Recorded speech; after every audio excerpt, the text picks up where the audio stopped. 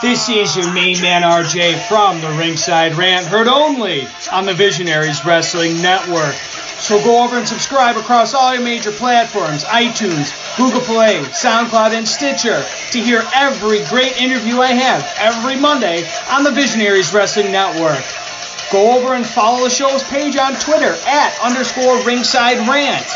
Follow the network's page @BizWrestleNet. And, as always, embrace the vision.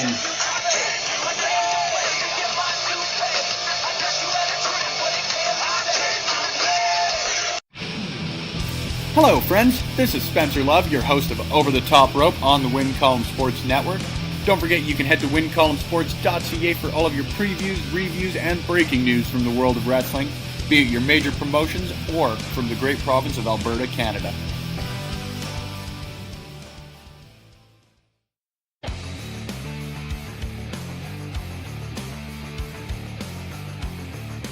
If you like podcasts and you are listening to them on Backbreaker Media, then you should listen to me, Chris Parrish, and myself, Manoy, and the Sounds of Struggle, because we are literally the most entertaining duo you'll ever come across in Western Canadian wrestling, baby. We talk about things like wrestling and other sports we like. Wrestling, but we won't talk about other sports that we don't like, because it's not that kind of podcast. Like wrestling. I mean, we like hockey. And wrestling. And we like football. And wrestling. And we also like to drink beer. While wrestling. Well, not while wrestling, but while watching wrestling. Yes. Yeah.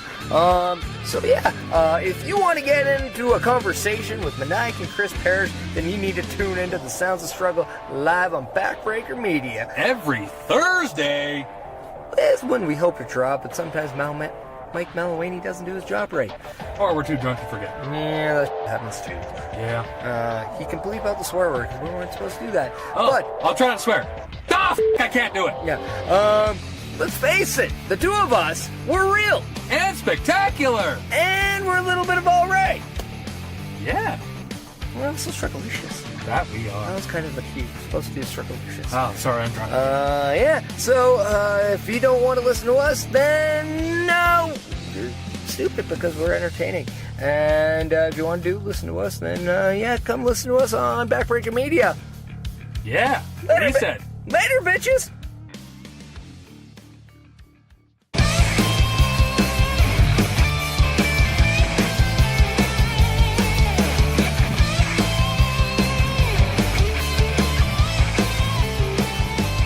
Hi, folks. I don't believe I'm actually going to admit this, but I'm at an RCW show here tonight.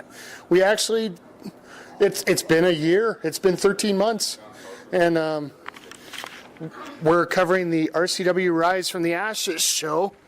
And I got a first-timer here, special guest to not only the podcast, but to coming to an RCW show, Mr. Spencer Love of Win Column Sports. Not only do we get a hyped debut, but we get a hyped return to an RCW show. First of all, thank you, Mike, for having me on here.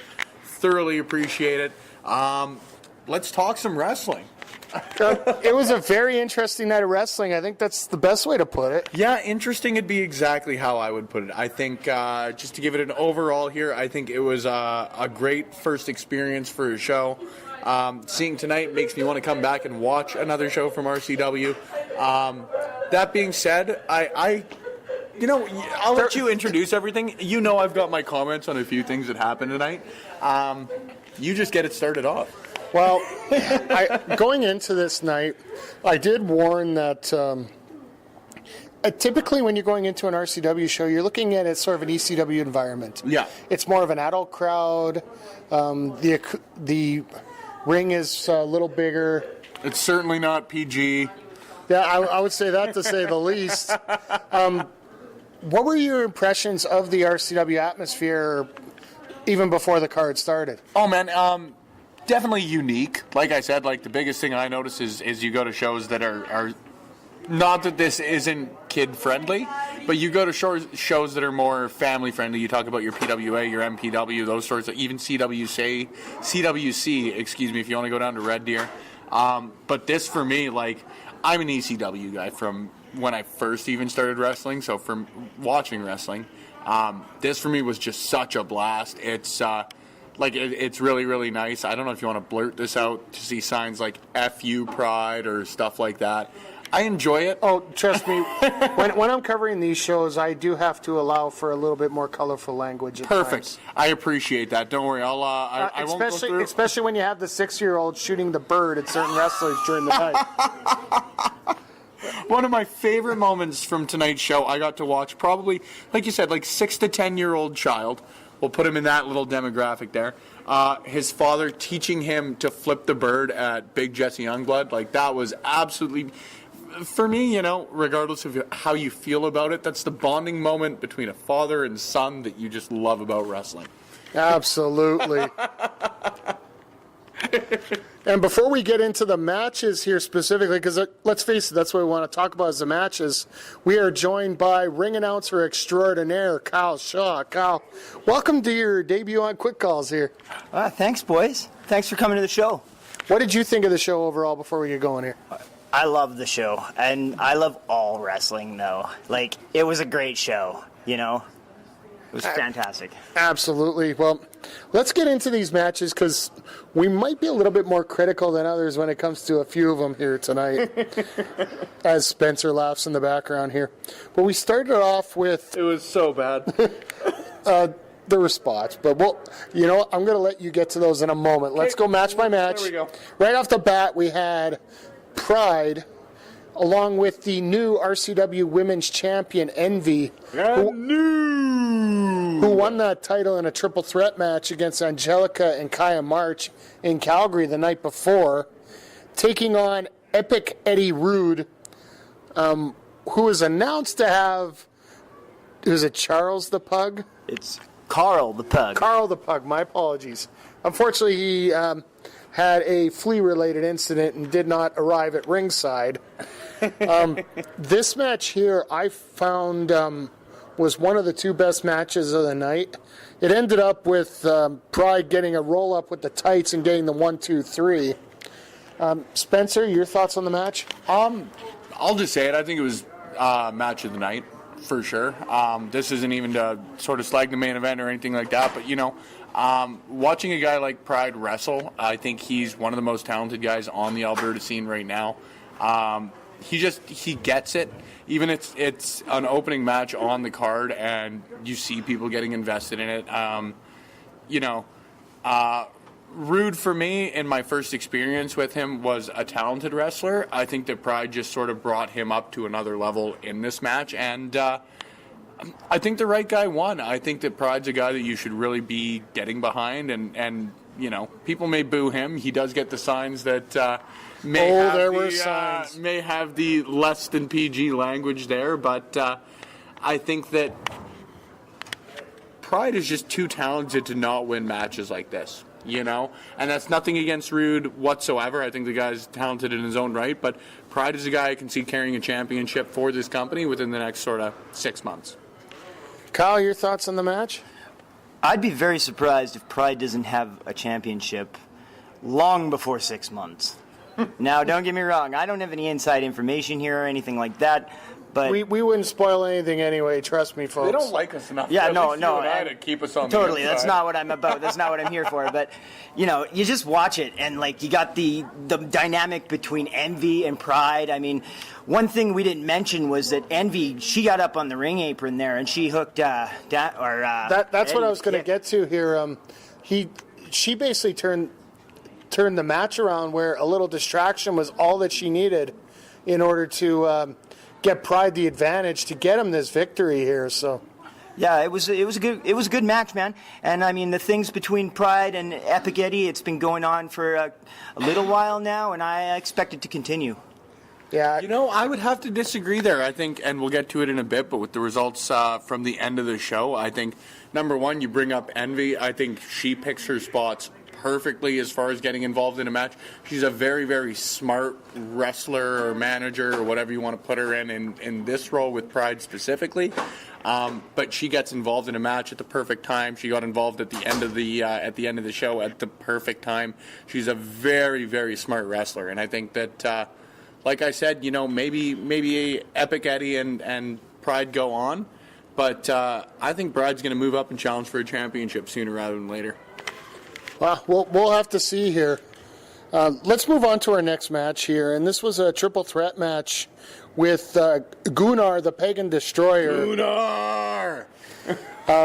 Taking on Dead Zone, taking on Flexton Maxwell. Wow, quite the up and down in introducing people there. Gunnar's the man. That's all that I really can say about it for a guy who's built like a brick shithouse. And why was Deadpool here?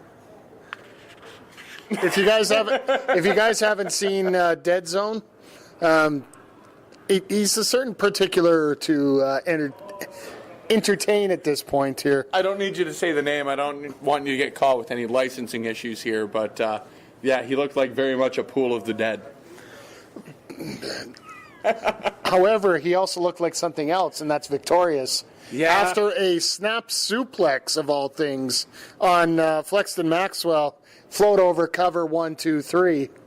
But after the match, the Newfoundland Viking Rage and Gunnar absolutely destroyed both Dead Zone and Mexton Flexwell. Dead Zone courtesy of a spiked Tiger pile driver by the NVR. And then the Baldo bomb. I'm gonna have to talk to the NVR and see if Gunnar's got a name for that on Max and Flexwell. Kyle, your thoughts on the match? I like the match. Gunnar is huge. He's enormous, and buddy, like I can just imagine, like he can be a big star, man. He's sometimes. He's still real fresh in the ring, he's still a new guy, but he's improving a lot, and I hope to see him get way better, and I don't expect that will not happen. Absolutely. I am very, very surprised that Gunnar didn't win this one, and that's not to slag or take a shot at the other two guys. He's dominant, and you could even tell that in a short time in this match. Gunnar is absolutely dominant. So the fact that he was able to... Come on, wrestling! And you see anybody show up during a podcast. So all characters.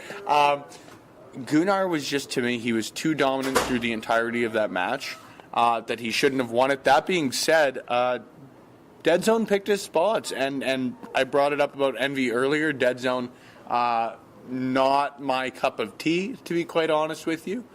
But obviously a very smart wrestler. He picked his spot. He got in there for the win very, very quickly after he sort of took advantage of the other man in the ring and got him to team up against the mighty Gunnar. I can't stop saying that name. It's so great.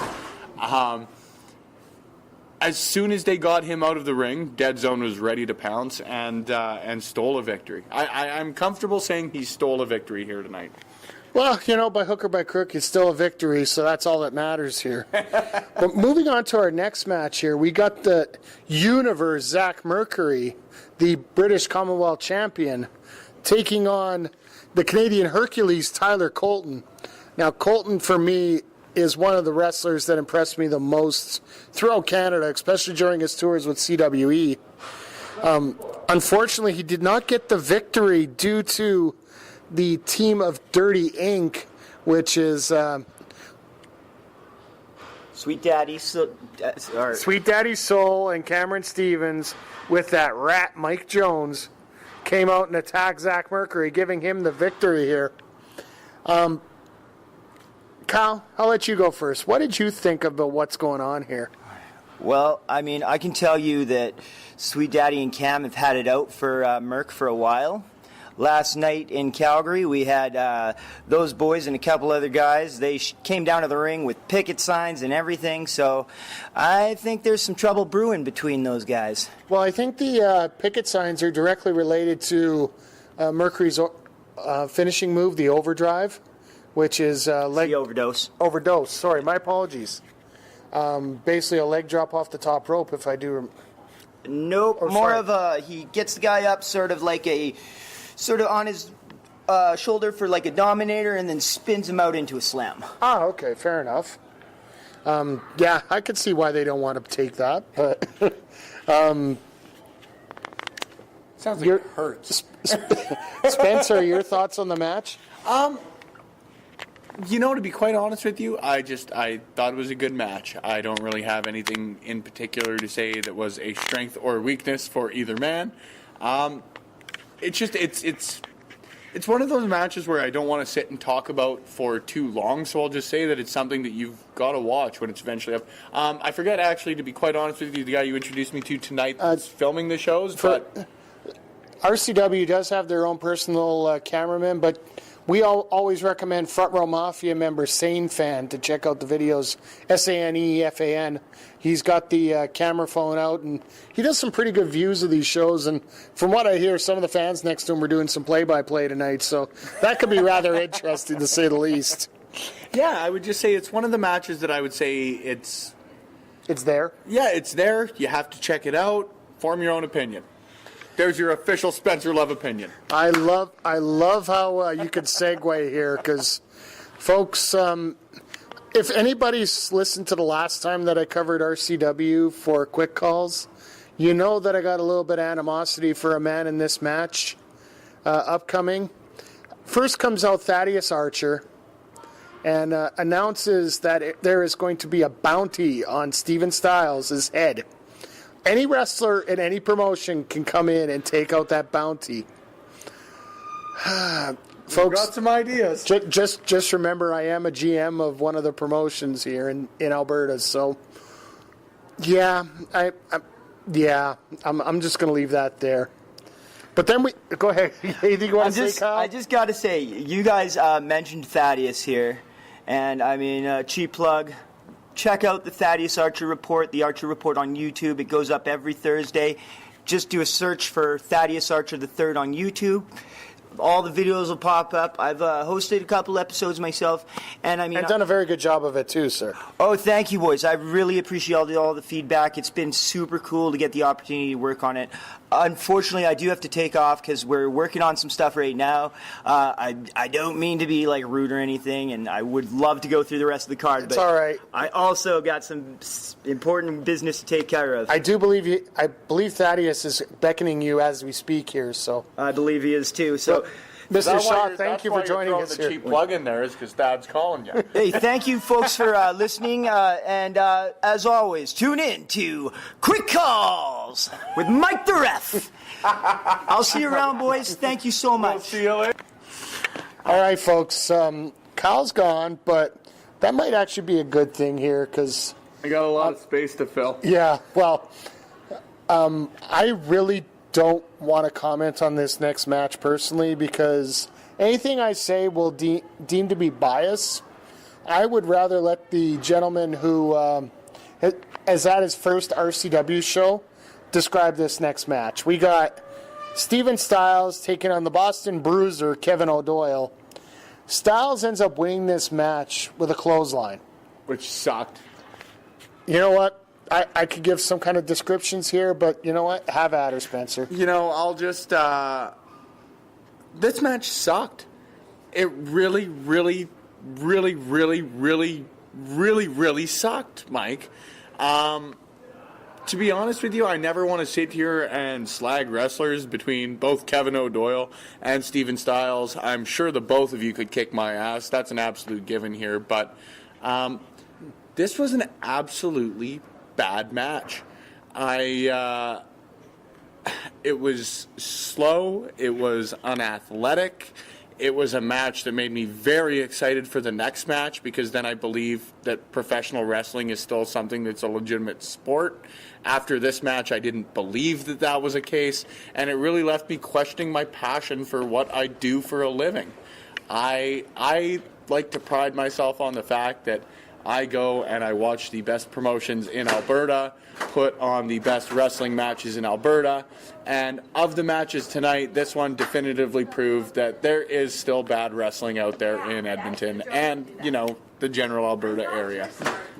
Mike, if you've got any questions, I would love to hear them. I have so much to say, yet so little guidance on where to go with this one.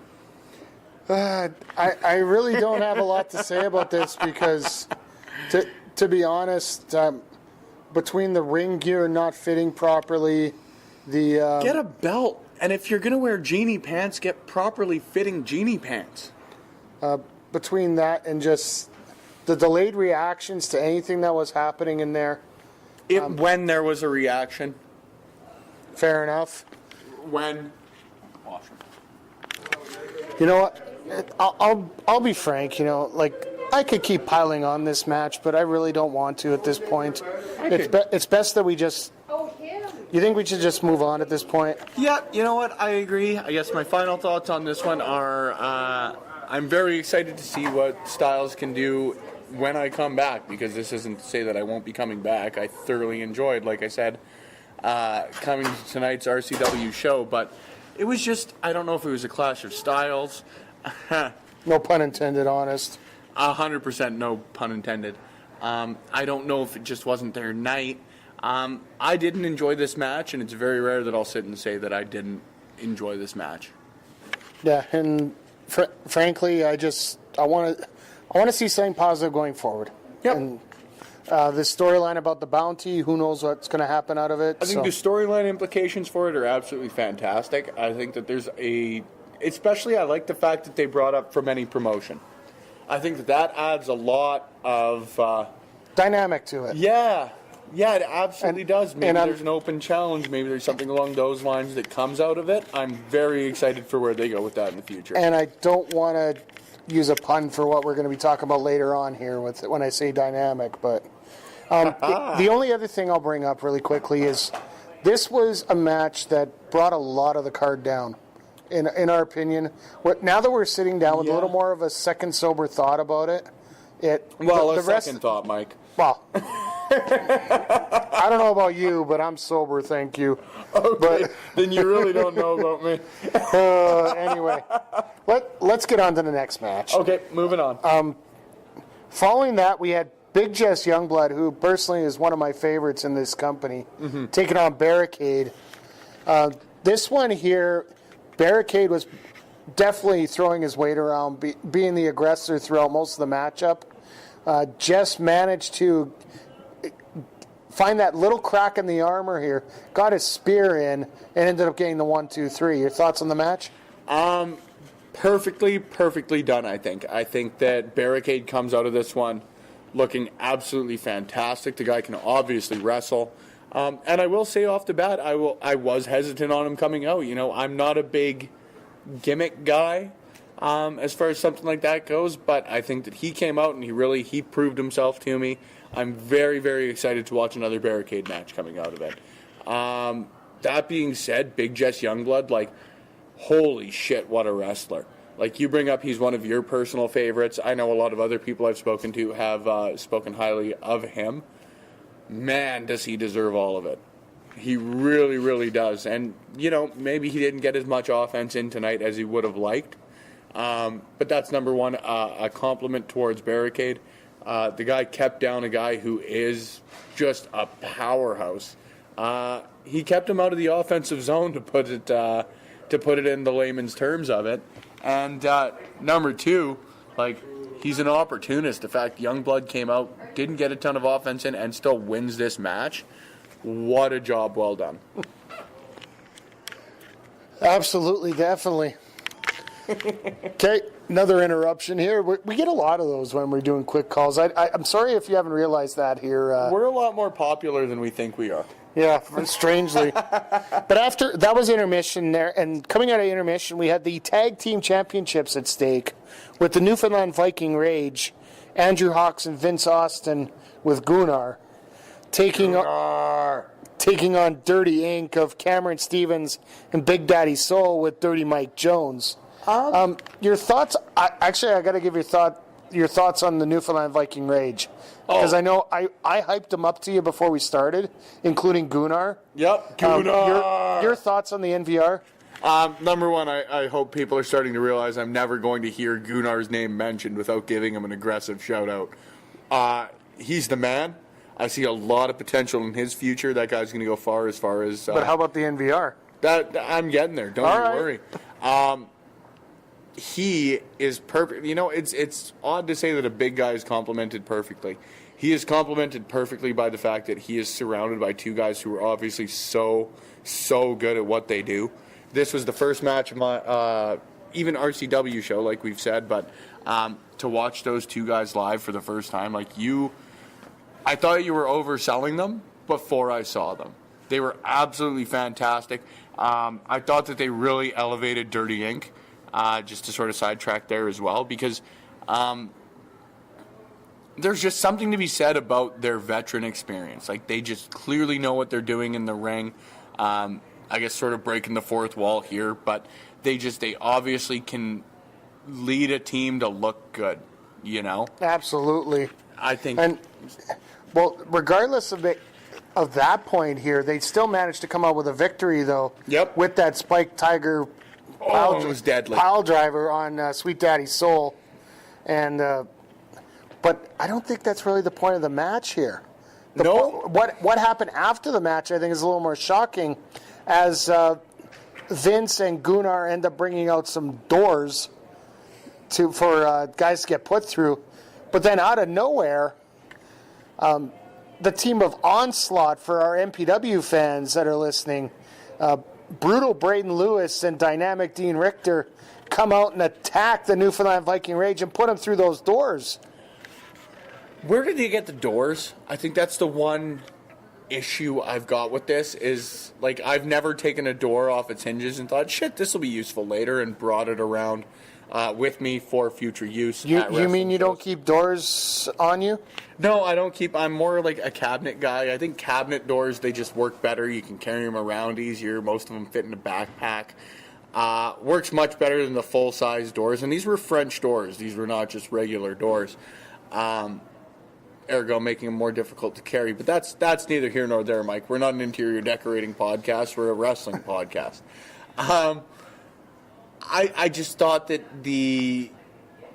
like you said, the match was fantastic, but to see Lewis and Richter here, I was stoked. You know, I came to my first MPW show, what was it, 2 months ago that you brought me out? 2 months ago. I was very, very impressed with Dean Richter. I don't believe Lewis was there at the show. No, Lewis has been off for a while. I'll give you guys a little background on what happened here. Earlier this week, Dynamic Dean Richter actually asked for his release from his MPW contract. I'm in a full position as general manager. If anybody wants to leave, I want to give them the opportunities to explore what other opportunities they want. And therefore, I allowed him to exercise that right and allowed him to release from his contract. Brutal Braden Lewis, his contract actually expired as he was dealing with some injuries, and he requested that he not get re-signed at the time. So obviously he's in better shape now and has decided, both guys have decided to enter into the tag team division in RCW. And to be honest, I think they got a real decent shot at those titles. I do too, and after seeing NVR tonight, I mean, they're in for a tough fight. Again, not knowing a ton about the tag team division here at RCW, but if there's anybody that can see initially taking it off of them, Richter and Lewis are just, they're studs. They're absolute studs, and I could really seeing, if not winning the championships, really taking NVR to the sort of next level. Well, I'll bring up 2 points here. The tag team division in RCW is a little bit thin at this time right now. Hard to Kill hopefully will be reunited for next month. And then other than that, you got Dirty Ink, you got the NVR, now you got Onslaught. Mm-hmm. These guys, if they were still in MPW, there's a whole lot more tag teams involved there. I think this might have been a smart choice for them if they were going to go for gold, go for the RCW titles right now. Hey, and that seems to be my theme for the evening. We talk about envy, like I brought up earlier. It's all about wrestling smart. If you want to be champions, why not give yourselves the best opportunity to be champions? And the other point I want to bring up, and I want to ask you this, what the hell happened to Gunnar there? You had NVR going through tables and Gunnar doing nothing about it. I'm just going to attribute it to the fact that he is simply too powerful and wished to reserve that power for a later date. All right, we'll go with that opinion right now. I got some other ones, but I don't want to get murdered by Gunnar, so I'll just keep them to myself. Now, Don't say his name one more time. It's like Beetlejuice. You'll end up making him appear. fair enough. Let's move on to the next match. The former, and I love the word former, RCW heavyweight champion, heavy metal, taking on AJ Sanchez, who finally in this neck of the woods got to be a fan favorite. You have not seen either one of these guys in the ring. No. Now, the finish of this match was thanks to a donkey kick low blow, followed up by, I'm going to let you call this because you say it a lot better than me. Oh, man, you know what? I've always got to give the shout-out. Number 1, big Harry Potter fan. Number 2, big Seth Rollins fan. Finished it off with for my early 2000s wrestling fans, finished it off with the Avada Kedavra. It was beautiful.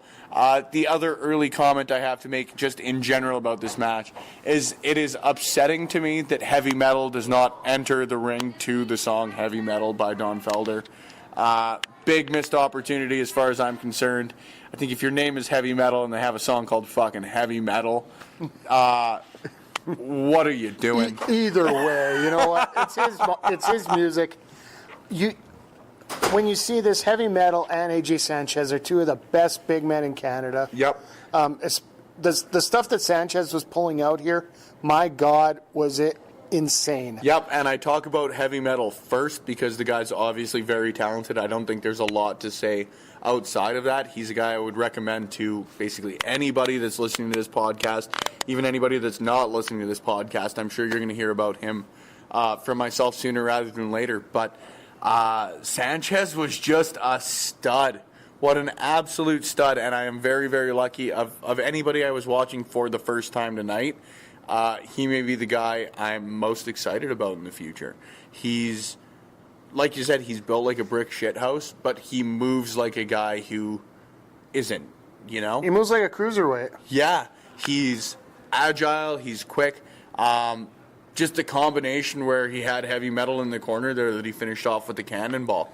Well, he got a splash, he got a hip attack, and a cannonball, all in succession of about 10 seconds. Yep, it's just he's fast, he's agile, he is accurate, he is any quality you would look for in someone in a professional wrestling / fighting role. He's got it. Absolutely. He really does. Absolutely, and he also has the Smith Hart Trophy that belongs to Matt Hart. So I was going to say he's not exactly the Smith Hart champion. No, he's not the most ethical guy in the world, but that's another story for another day. That's for the next RCW show. Absolutely. September 22nd is the next RCW show, if you guys are wondering. But let's get to our main event. Yes. The Social Media Championship on the line with Dano Burns defending against Lucha Underground's Cortez Castro. Great match. I'll let you open this one with a little bit more. I just, right off the bat, you just got to say it was a great match. You could tell that, like, I'll be honest, I haven't seen RCW in the better part of 13 months now. And the one man out of everybody that I've seen improve so much is Dano Burns. Mm-hmm. Dano Burns, when I saw him before, had the skills but didn't have the timing, didn't have the little nuances that you want in somebody who is a top star in a company. Mm-hmm. He has really developed into that right now. And as much as the social media title is a bit of a spoof towards me at times, way back when, that's another story for another day. But he truly does signify what it's like to be a champion. Mm-hmm. You couldn't have put it any better. The guy comes in, he exemplifies what you would want in someone carrying a championship for your company. He is someone that the fans are obviously very, very behind. He's obviously a very talented wrestler. Again, I've said it a couple times throughout the podcast, but this is my first RCW show. I didn't really have the experience with him that you did. For me, coming in as my first show watching this guy wrestle, my first thought was this guy can wrestle. Castro, same thing, just great. That's all there is to be said. Enough people have seen Cortez Castro, so they know what is in his arsenal. He did a great job tonight, but Dano kept up with him and then some. From what I heard from a lot of people in the crowd, they actually thought that Dano was actually pushing Reyes rather than Reyes pushing. I wouldn't disagree Burns. with that, and I wouldn't even say that as a shot at Castro. Like, that is just Dano really made him step it up. Absolutely. And I think that's something that you have to look at in your champion and be very, very proud of. The fact that you bring in someone who, I always hate the phrase, but it's always just the best way to say it, is you bring in someone with a bit of quote-unquote name value, and you make him push himself to his limits. I think that's just a testament to the talent that RCW has here, and I think that's a testament to their social media champion. Absolutely, and we didn't get to the finish of this match. It did come out of nowhere, where Dano Burns actually pulled off a backslide. It looked like surprising finishes. It looked like Castro was going to go for a gringo killer, possibly, but Burns reversed it into a backslide, got the 1, 2, 3, and to be honest, while this was a great match, that was a rather weird way to end the night. Oh, 100% agreed. But, you call it a weird way to end the night. It was also a very smart way to end the night. I think that these are two guys who you couldn't put them against each other, or one couldn't challenge the other and have it be a match where it's simply hit your finisher and win. It had to be something where the other guy simply outclassed his opponent.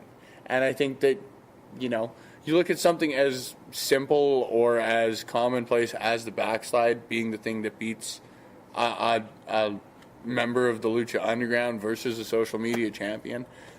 Two guys who obviously have the credentials. It can't be as simple as wait for your opportunity and strike with a finisher. It's simply wait for your opportunity and strike. And I think Dano did that. Absolutely, and good on Dano for retaining his title. But that wrapped up the show. A decent crowd. It's a little lower than what I've seen in previous months here, but there's a lot more things going on tonight. We're running into a little bit of a booking issue when it comes to their next show, September 22nd in Edmonton. I'm going to call it right now. I can't stand it when two promotions book on the same night in the same city. You and I both. Yeah, so I'll leave that as it may there, but we have to get to our highlights of the night here first. Since you're the special guest, Spencer, what do you have on tap for the highlight of the night?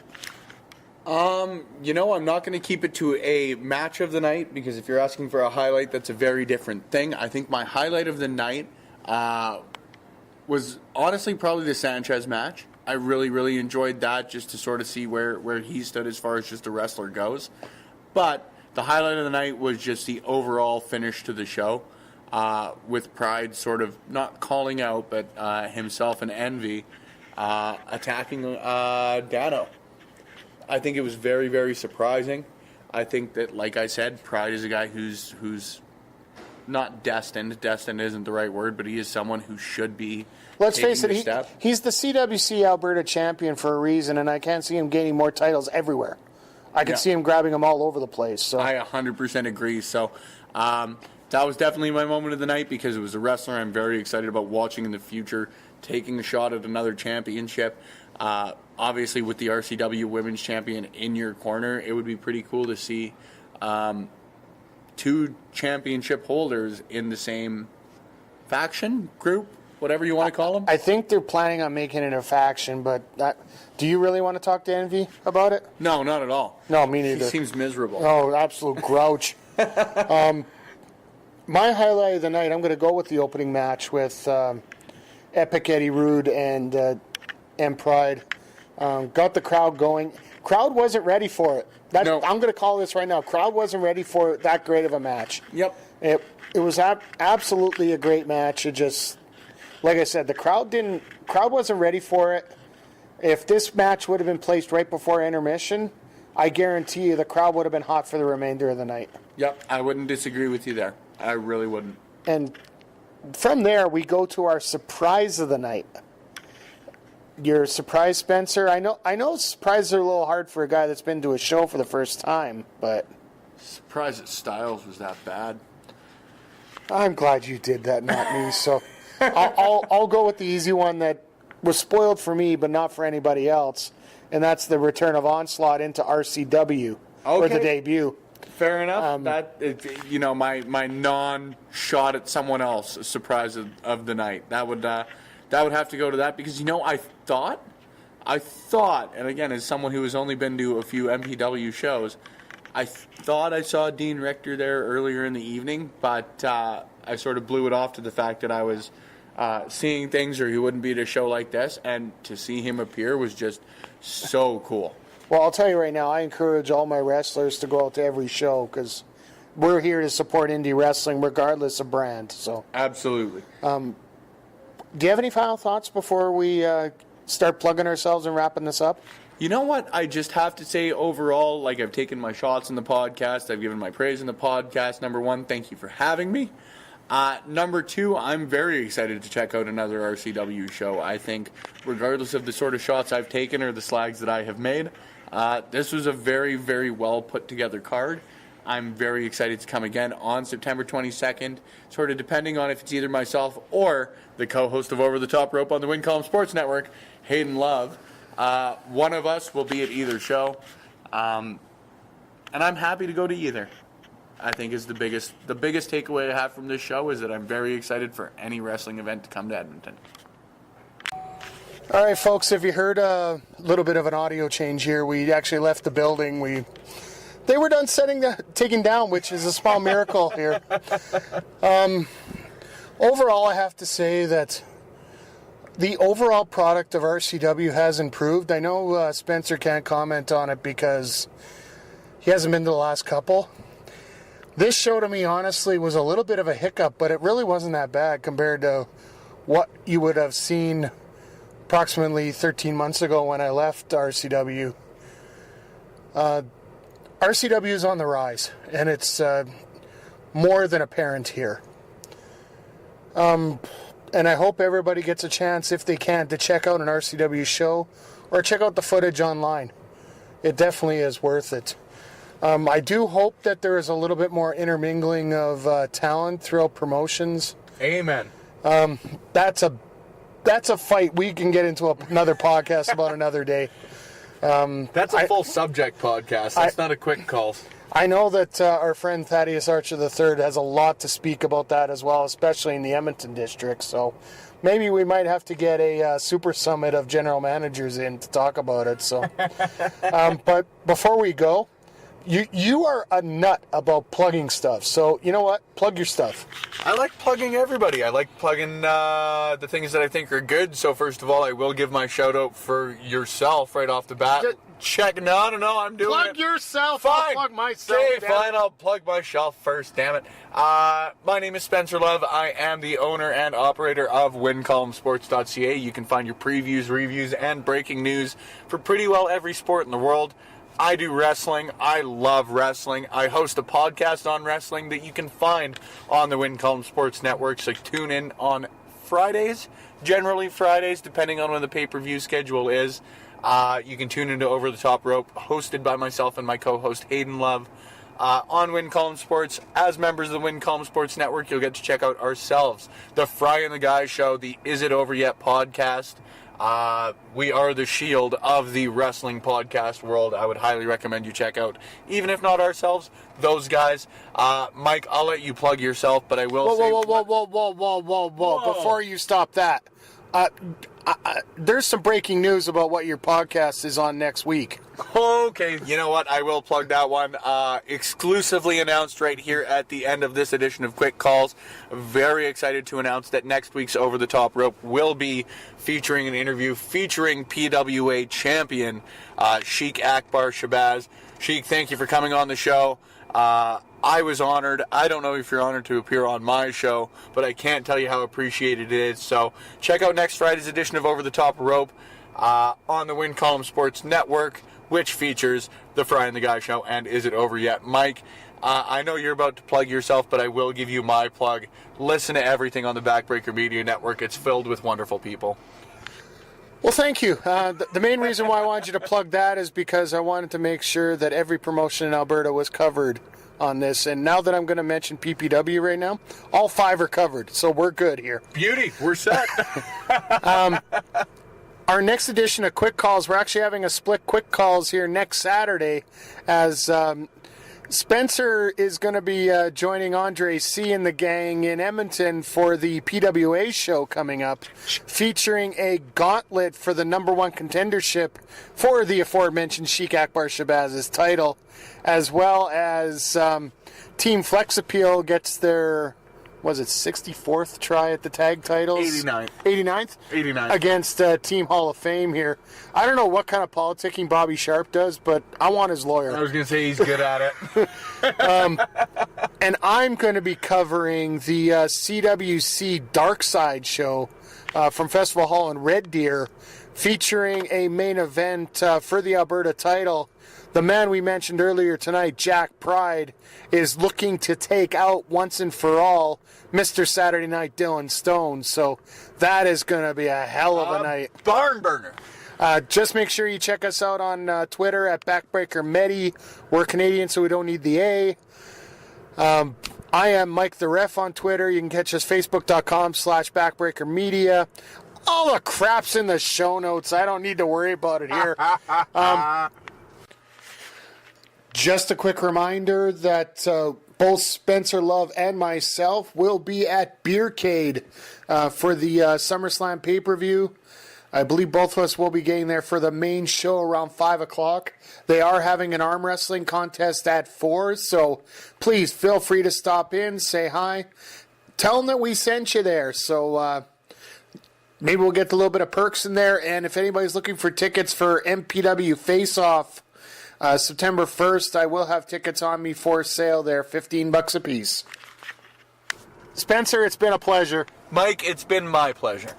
Well, folks, we're just going to wrap this up here, and just remember, if you're going to make a good call, make a quick call. And this has been Quick Calls from the RCW, from the Ashes show, from the St. John Cultural Center in Edmonton, Alberta, here on Backbreaker Media.